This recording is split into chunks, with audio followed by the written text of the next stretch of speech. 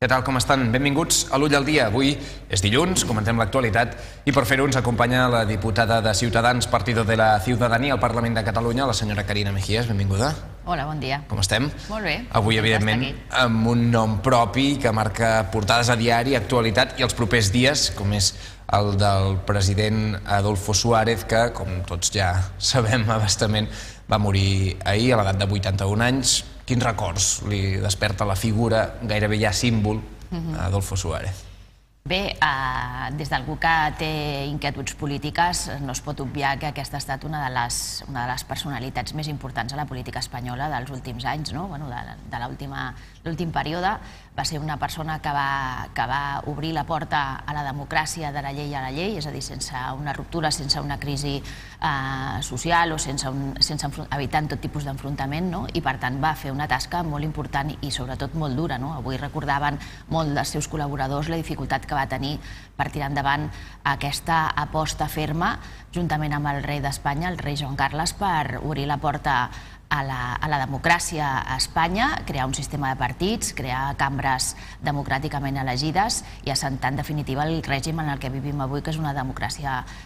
parlamentària, una monarquia parlamentària. I per tant, crec que se l'ha de reconèixer el treball que va fer i, a més, sobretot una qüestió, i és que va avantposar els interessos del conjunt dels espanyols, del conjunt del poble espanyol, molt per sobre dels interessos de partit. Jo crec que és la imatge del que va estar la reconciliació dels espanyols i que, per tant, jo crec que tots hem d'agrair l'herència que ens ha deixat. Fins al punt que companys de partit o de sensibilitat política no van acabar d'entendre potser algun dels seus gestos. Va legalitzar el Partit Comunista en un moment una mica sensible per tots plegats. Per això comentava que havia pres decisions agosarades, arriscades, i que van donar lloc a l'obertura a les diferents sensibilitats polítiques. Recordo, llegint algun dels debats, la dificultat que va haver-hi per trobar encaix a una expressió que ara utilitzem tan comúment com és pluralitat política, i la manera com va tenir de fer-ho, pactant amb tothom, intentant dialogar amb tothom i sobretot apostant molt fort per la unitat i la reconciliació, molt per sobre dels interessos personals o partidistes. Jo crec que això és molt important i que avui, tal com estan les coses, ho hauríem de tenir molt present. Destaquen també que tenia la voluntat, després hi ha la capacitat més encertada o no, però la voluntat d'intentar entendre la posició de l'altre, de posar-se en el lloc del que a priori pot semblar el seu rival polític o en un moment en què les idees estaven molt més confrontades o amb un punt més de crispació que ara. No sé si coincideix amb aquesta lectura. Sí, era un dels comentaris que feien alguns dels seus col·laboradors, que quan algú entrava al seu despatx amb una posició molt ferma, immobilista i amb ganes de no cedir, doncs sempre sortia del seu despatx amb una posició molt més acostada a les posicions de l'altre i amb una entesa bàsica, com a mínim en qüestions bàsiques. I jo crec que això dona un reflex de la capacitat d'empatia que tenia, de la facilitat de posar-se en el lloc de l'altre i sobretot de la capacitat de dialogar i negociar i cedir posicions en benefici d'un acord. Vull recordar que ell, la major part del temps que va governar, ho va fer en minoria i ho va fer sempre sobre acords parlamentaris amb altres forces polítiques, i jo crec que això és molt important perquè van donar, en un temps difícil, les bases d'una democràcia com la que disfrutem avui. Es troba a faltar aquest esperit, aquest tarannà de Suárez avui en dia en la política a tots nivells? Jo crec que és un bon exemple i un bon referent, sobretot pel que fa al seu ànim de reconciliació, al seu ànim d'apostar per la unitat de tots, per la unitat de col·laboració, per la concòrdia. Jo crec que això és un referent que avui dia hauríem de tenir molt present i que no hauríem de perdre. Ahir Ciutadans, des del compte de Twitter, recollia una de les frases d'Adolfo Suárez: el futuro no está escrito porque solo el pueblo lo puede escribir, puede escribirlo. Qualsevol diria que estan a favor de la consulta, llegint això. Bé, jo vull recordar que és també una de les frases que utilitza l'Albert Rivera quan diu que ningú ens dirà el que serem i que el futuro no está escrito y que el futuro lo decidirán el conjunto de los españoles. És una de les frases que ell repeteix el conjunto de los ciudadanos, i és una de les frases que ell repeteix sovint en el projecte de Movimiento Ciudadano, i em va semblar curiós que fos una de les frases que també coincidia amb el que en el seu moment havia dit l'Adolfo Suárez. Jo crec que nosaltres el que fem és una aposta per recuperar la política a mans dels ciutadans i que siguin els ciutadans els que escriguin el seu futur, no perquè estem d'acord amb la consulta, perquè tothom sap que nosaltres no hi estem d'acord, però sí per una aposta d'unitat i de decidir formar part d'un futur més pròsper per conjunt dels ciutadans espanyols. Tancant una mica el que va representar Adolfo Suárez i escapant-nos ja una mica més del seu perfil concret, creu que és exemplar la transició espanyola? Jo crec que és exemplar des del moment en què ha estat admirada per molts altres països del món. Jo crec que passar d'una dictadura i d'una situació tan dura com la que s'estava en aquell moment, amb una profunda crisi econòmica, amb una situació, amb allò que s'anomena sorolls de sables, passar d'una dictadura a un sistema democràtic de la llei a la llei, jo crec que és una fita política de referència admirada per molts països del món que no han tingut aquesta facilitat per fer transicions polítiques, i jo crec que des d'aquest punt de vista crec que és un referent en l'àmbit de la política en el món. La prova és que ahir, per exemple, podíem sentir com molts telenotícies d'altres països del món feien referència a la figura política de l'Adolfo Suárez, precisament ressenyant aquesta capacitat que va tenir de passar d'una dictadura a una democràcia de la llei a la llei sense ruptures. Encara que hi hagi hagut en tot aquest procés persones defensores del règim totalitari anterior a la democràcia que hagin pogut,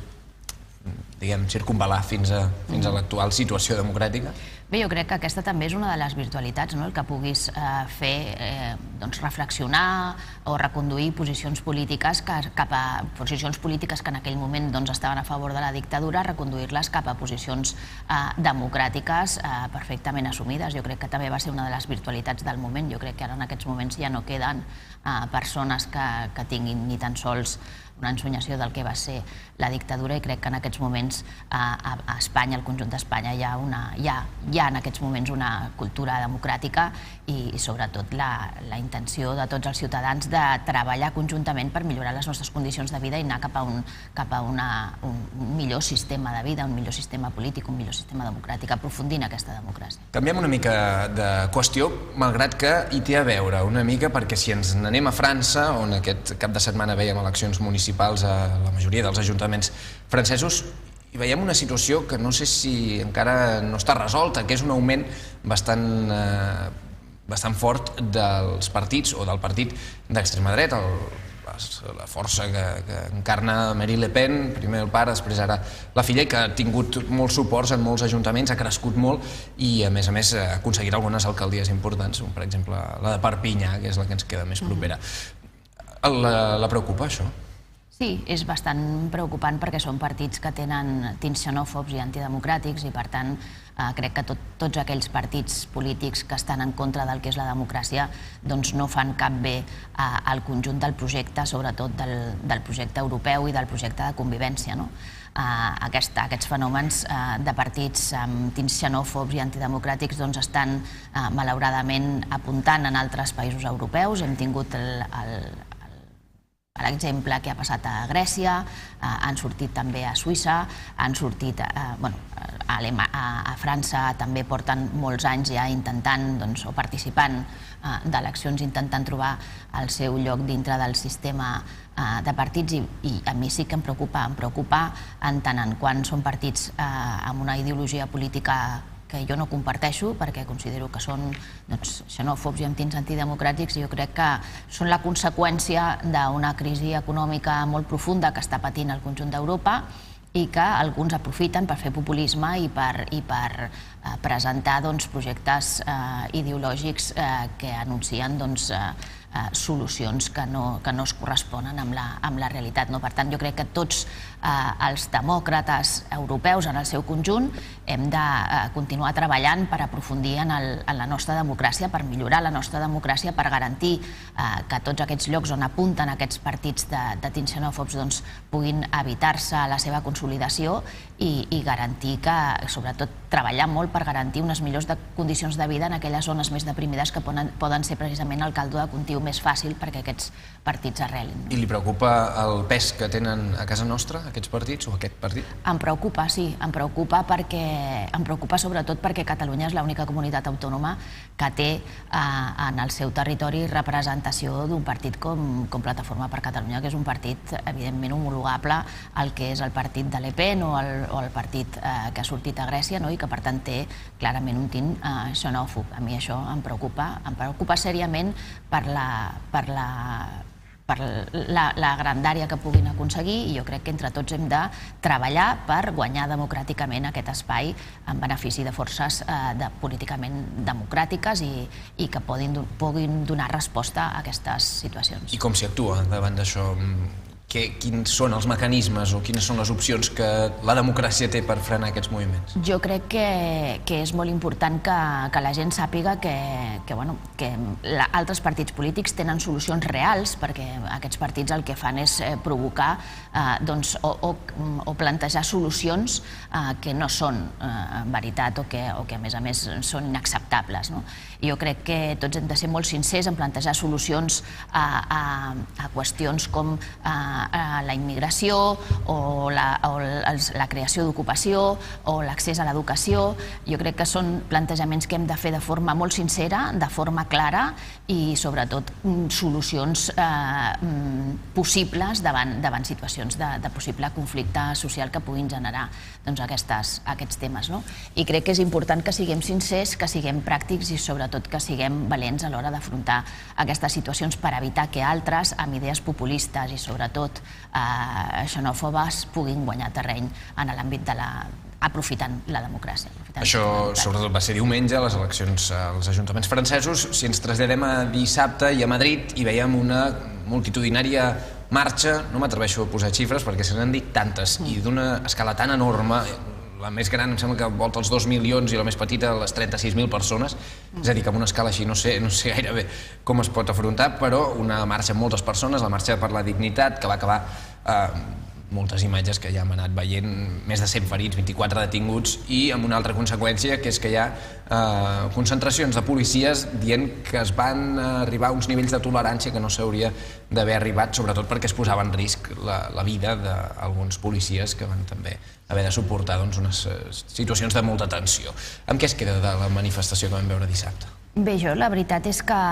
considero molt legítim que les persones es puguin manifestar per reivindicar una altra manera de fer política, per reivindicar solucions als seus problemes, per reivindicar el respecte a drets fonamentals. Crec que tot això és molt legítim. El dret de manifestació és un dret fonamental que està recollit a la Constitució i, per tant, crec que vull pensar que en el seu origen i en el seu inici aquestes manifestacions el que tenien com a objectiu era precisament això. En el que no estic d'acord és que en aquestes manifestacions, i ja ve sent habitual, es colin determinats grups antisistema que el que busquen és generar altercats, generar problemes, generar violència, sobretot una violència desmedida. Ahir veiem, per exemple, com la delegada del govern a Madrid ensenyava moltes de les grans pedres que havien llançat contra la policia, i això fa que la policia estigui en una situació de debilitat. Jo crec que hem de posar sobre la taula ja una solució a aquesta situació per evitar que aquestes persones malmetin, en principi, les finalitats primeres del que pugui ser una manifestació legítima en defensa de drets i de llibertats o de reivindicacions que són absolutament legítimes, i posar-nos absolutament a treballar contra aquestes persones que el que volen és malmetre les finalitats primeres i sobretot generar violència i atacar els cossos i forces forces de seguretat que jo crec que tots hem de posar-nos al seu costat per tal de que són els garants de les nostres llibertats, de la nostra seguretat, i els hem de respectar, hem de respectar la seva tasca i hem d'aconseguir que la seva situació, l'organització, les seves accions garanteixin també la seva integritat i evitar aquestes situacions de profunda violència i de destrosses que, a més, després acabem pagant tots. Canviem de qüestió i tornem, anem una mica cap al Parlament de Catalunya, on aquesta setmana hi haurà intensitat, hi ha ple, dimecres i dijous sobretot, sessió de control primer, després diverses qüestions per tractar al ple. Una d'elles és el debat per portar al Tribunal Constitucional l'ARSAL, la llei de racionalització i sostenibilitat de l'administració local que ha preparat i vaja, que està ja en vigor des del govern central. Quina és la posició de Ciutadans? Es vol portar això al Constitucional? Bueno, nosaltres no hem presentat recurs d'inconstitucionalitat perquè pensem que aquesta és una llei que en el seu origen nosaltres no compartim la totalitat dels seus objectius, però sí una part en el sentit que és una llei que ve a posar ordre en el repartiment de competències que en aquests moments s'estaven executant per part de les administracions locals, dels municipis i de les comunitats autònomes i d'altres entitats supramunicipals com són les diputacions i els consells comarcals. Aquesta llei el que pretén és que sota el principi de sostenibilitat financera i sota el principi d'una administració amb una competència, les administracions que tinguin les competències atribuïdes tinguin els suficients recursos per dur-les a terme i sobretot evitar aquestes duplicitats que hi havia moments en què els ciutadans ja no sabien exactament a quina administració adreçar-se per aconseguir una resposta. I què és el que no els agrada? A nosaltres no ens agrada perquè reforça el paper de les diputacions i nosaltres som partidaris de suprimir-les i perquè, a més, consolida altres organitzacions o estructures polítiques supramunicipals que per nosaltres en aquests moments de necessitat d'establir principis d'austeritat no ens semblen absolutament necessàries, com és el cas dels consells comarcals. Nosaltres som partidaris de suprimir estructures administratives, estalviar diners i sobretot apostar per la mancomunitat de municipis, per la mancomunitat de serveis entre els municipis, per apostar per la fusió de molts municipis. Recordem que, per exemple, a Catalunya la major part de municipis són menors de 5.000 habitants i s'està parlant a Europa de fer unitats municipals de quasi 15.000 habitants perquè la prestació de serveis sigui rendible. Per tant, jo crec que en aquest sentit aquesta llei va en contra del que realment demana la Unió Europea i per tant nosaltres hi ha aspectes que no hi estem d'acord, però hi ha altres que nosaltres sí que compartim, com és per exemple aquesta clarificació de competències i la necessitat de subjectar-se al principi de suficiència financera per garantir aquesta sostenibilitat dels serveis. En aquest sentit nosaltres farem una abstenció en el recurs d'inconstitucionalitat en el benentès que hi ha coses que estem d'acord i coses que no, però el que no estem d'acord és en fer com han fet altres partits de la cambra, de posar un recurs d'inconstitucionalitat simplement perquè consideren que hi ha una vulneració de competències quan nosaltres aquí, en aquest cas, no la veiem. Una altra de les qüestions que es tractarà és la ILP, el debat de la ILP per la renda mínima de ciutadania,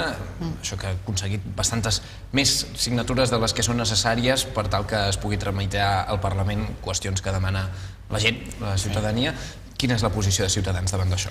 Bé, nosaltres, jo crec que no hi ha ningú en aquests moments que estigui en contra de que a aquelles persones que passen per situacions de més dificultat se'ls pugui garantir un nivell de renda mínim perquè puguin subsistir. Jo crec que nosaltres tenim clar que aquesta és una necessitat vital, que en aquests moments és més necessària que mai i que hem de fer-la possible. La qüestió està en veure com econòmicament això es pot conduir i es pot fer efectiu, perquè el que no podem crear és expectatives als ciutadans que després no es puguin complir. Per tant, nosaltres intentem conciliar aquesta necessitat existent, que és evident, que és la necessitat que aquelles persones que tenen una situació social més desfavorida, que passen per enormes dificultats, puguin tenir l'accés a una renda mínima garantida que garanteixi d'alguna manera la seva subsistència i veure com la conciliem amb les disponibilitats pressupostàries que en aquest moment hi és. Jo crec que tot això ha de ser fruit d'una negociació i sobretot d'una conscienciació dels polítics de que hem de treballar per a aquelles persones que en aquests moments ho estan passant tan malament, que no són sempre aquelles persones que estan abocades a l'exclusió social, sinó que són famílies de classe mitja que s'han quedat sense feina i que en aquests moments han de respondre a unes càrregues familiars de les les que no són capaços de respondre i a les que hem de donar una solució. Per tant, nosaltres ens mostrarem favorables en el benentès que serà necessària també una negociació per establir la disponibilitat pressupostària que la faci efectiva. Per tant, es traduirà en un vot a favor. Sí, sí, sí. Molt bé, aquesta no és l'única qüestió que ha d'afrontar el Parlament, o vaja, la Generalitat en aquest cas, perquè avui el diari Ara publica que ha portat el repartiment de l'objectiu de dèficit que va fer l'estat espanyol ara fa uns mesos al Tribunal Suprem. Reclama que s'anul·lin els objectius per al període que es van fixar, 2013-2016, que recordem que Catalunya estava a l'entorn del 58%, em sembla, del gruix que Brussel·les va dictaminar per a Espanya, que era un 6,5% aproximadament. Aleshores, d'aquest, doncs un 1,58% el govern va dictaminar que era el que permetia a Catalunya endeutar-se, aquest límit de dèficit. Sí, bueno, jo crec que el govern de Catalunya no ha fet els deures ni aquest any ni l'any anterior, perquè com a parlamentària jo veig que no hi ha cap mena d'interès per reduir despeses supèrflues, que és el que s'està reclamant tant des del govern d'Espanya com des de la Unió Europea, per tal de garantir eixugar aquest deute tan enorme que té la Generalitat de Catalunya, que crec que arriba en aquests moments als 56.000 milions d'euros, que fa que la Generalitat de Catalunya estigui pràcticament en fallida, que el seu bonus sigui un bonus escombraria, que a més no tingui cap mena de prestigi en l'àmbit internacional a l'hora d'anar a demanar la possibilitat d'alguna ajuda, i hagi de ser precisament el govern d'Espanya qui, a través del Fons de Liquiditat Autonòmica, garanteixi aquesta viabilitat de la Generalitat. Per tant, jo crec que farien bé de no protestar tant i posar-se a treballar fent allò que se'ls reclama, que és a dir, posar en pràctica mesures d'austeritat en la gestió dels recursos de la Generalitat, evitant totes aquelles despeses que són supèrflues i que suposen un increment de despesa que després no es pot assumir. Posem-ne per cas tota aquesta dèria independentista, tot aquest deliri independentista de pagament d'ambaixades, d'informes, de viatges, de commemoració de tricentenaris que ens estan costant moltíssims milions d'euros que ens podríem estalviar en benefici d'aquelles persones que ho passen pitjor i sobretot en benefici de no generar deute, agrandir el deute, que jo crec que és el que ens està demanant la Unió Europea. Si anem a la qüestió de fons, però, el repartiment va ser just o va ser pertinent? Bueno, jo recordo que el conseller Mas-Colell va dir que no acceptaria un límit de dèficit determinat i el límit de dèficit que es va acceptar va ser més alt del que ell havia proposat. Vull dir que no sé exactament en quin punt està la queixa, però la trobo injusta.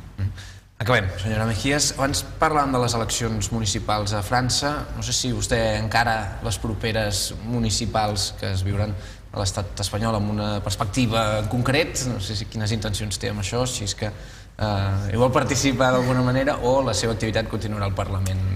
Bé, de moment nosaltres estem enfrontant amb molta il·lusió les eleccions europees, que són les primeres que tenim amb la intenció de que Ciutadans tingui veu també al Parlament Europeu, que jo crec que és molt important per tal de col·laborar i treballar per la unió, per la convivència, per aquest projecte europeu que ens garanteix uns drets com a ciutadans europeus. Jo crec que en aquests moments el que toca és fer aquesta tasca i més endavant ja decidirem què és el que fem amb les eleccions municipals, tot i que són relativament properes i que ens haurem de posar a treballar. Però de moment el nostre objectiu immediat és aconseguir la nostra representació al Parlament Europeu. Quan ho decidirà, però? Suposo que després de les eleccions europees. Molt bé, doncs ho seguirem, n'estarem pendents. Contenta pel 3-4 del Barça al camp del Madrid? Sí, contenta. És culer, Sí, molt. Sí, soc molt culer, a més no vaig veure el partit perquè estava a casa treballant en temes parlamentaris, però a casa hi havia gent que ho seguia per la ràdio i vaig estar contenta, sí. Masses penaltis per això, Una mica massa, sí. Masses penaltis. Senyora Mejías, gràcies per haver-nos acompanyat. Moltes gràcies a vostès.